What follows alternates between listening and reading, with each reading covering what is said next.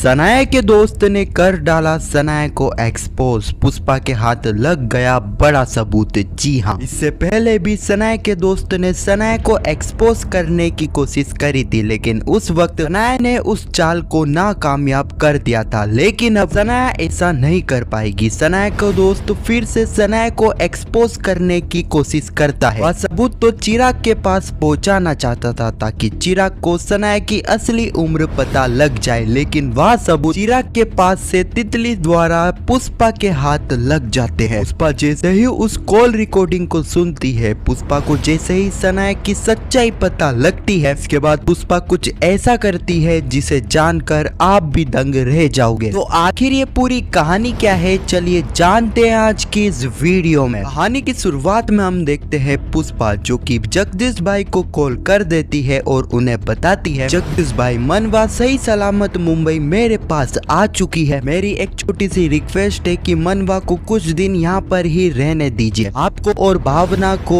बापुद्रा की चिंता करने की कोई जरूरत नहीं है, उसे तो मैं संभाल लूंगी। यदि मनवा कुछ दिनों के लिए यहाँ पर रहती है तो वह चिराग से मिलेगी, बातचीत करेगी, तो हो सकता है कि मनवा का मन बदल जाए और वह शादी के लिए तैयार हो जाए। यहाँ पर हम देखते हैं कि पुष्पा की बात सुनने के बाद जगदीश भाई मनवा को कुछ दिनों के लिए पुष्पा के घर पर रहने की परमिशन दे देते हैं। पहले ही पर हम मनवा को देखते हैं जो कि काफी इमोशनल हो रही थी। मनवा को अपनी गलती का एहसास हो रहा था। पुष्पा मनवा को संभालती है और उसे कहती है, मनवा जो हुआ वह अच्छे के लिए ही हुआ है। उसी वक्त हम देखते हैं कि सनाया वहाँ पर आ जाती है और वह मनवा और पुष्पा की बातें सुन रही थी। सनाया की तरह बापुद्रा भी बाहर होकर ये सारी ही बातें सुन रहा था और इस दौरान हम देखते हैं कि बापुद्रा को मनवा का सच भी पता लग जाता है कि मनवा मुंबई कॉन्सर्ट के लिए नहीं बल्कि कनाडा के वीजा के लिए आई थी। वह अपने बॉयफ्रेंड के साथ कनाडा भागना चाहती थी, लेकिन तभी उसके बॉयफ्रेंड ने उसे धोखा दे दिया। यहाँ सच पता लगते ही बापुद्रा तो वहाँ से चला जाता है। तभी हम देखते हैं कि पुष्पा जो कि मनवा से पूछती है चिराग उसे कैसे मिला, चिराग वहाँ पर क्या कर रहा था। मनवा बताती है किसी कॉलेज में किसी से मिलने की बात कर रहा था। कॉलेज का नाम पता चलते ही सनाया तो समझ जाती है कि चिराग कहाँ जाने वाला था। इसके बाद हम देखते हैं सनाया तुरंत अपनी उस ट्रॉफी के पास जाती है। ट्रॉफी तो उस जगह पर सही सलामत रखी थी जहाँ पर सनाया ने छुपाई थी। इसके बाद सनाया तुरंत पुष्पा के पास जाती है और उसे कहती है कि वह अपने डेट के पास जाना चाहती है, उसे उनकी याद आ रही है। अब पुष्पा को रोकती नहीं है, सनाया को जाने की परमिशन दे देती है कि कहीं ना कहीं सनाया सुधर रही है। अगले ही पल हम देखते हैं सनाया जो कि ऑटो के लिए बाहर खड़ी थी। तभी हम देखते हैं कि वहाँ पर वह बाइक वाला जो कि सनाया को एक्सपोज करने में लगा हुआ है, वह सनाया के ऊपर नजर रख रहा था। तभी हम देखते हैं वहाँ पर वही इटली वाला आ जाता है और वह सनाया को लिफ्ट दे देता है। सनाया पहले तो बैठने से मना कर देती है, लेकिन बाद में वह इटली वाले के साथ उस बाइक में बैठ जाती है। अगले ही पल वह इटली वाला सनाया को ड्रॉप कर देता है। तभी हम देखते हैं कि सनाया अपनी सारी कहानी सारी चीजें उस इटली वाले को बता देती है कि वह कौन है, उसने क्या किया और वह अब बापुद्रा चोल में क्यों रह रही है। इस वक्त तक भी हम उस बाइक वाले को देखते हैं जो कि सनाया और उस इटली वाले पर नजर बनाए रखा था। अगले ही पल हम देखते हैं सनाया जो कि अपने डेट के ऑफिस में जा ही रही थी। तभी हम देखते हैं कि वह जो कि सनाया के ऊपर नजर बनाए रखा था, वह शांतनु मेहता को कॉल करता है और उन्हें बताता है कि सनाया आपकी बेटी ऑफिस में आ रही है, उसके लिए गेट खोल दो। इतना कहकर वह कॉल काट देता है। तभी सनाया ऑफिस के अंदर भी आ जाती है। इस वक्त तक शांतनु मेहता को यह समझ नहीं आ रहा था कि यह कौन था जिसने उसे कॉल करा और उसे सनाया के बारे में कैसे पता कि वह ऑफिस के अंदर आने वाली है। इस वक्त तक शांतनु मेहता को कुछ समझ में नहीं आ रहा था। इसी सीन के साथ यह एपिसोड भी यहीं पर समाप्त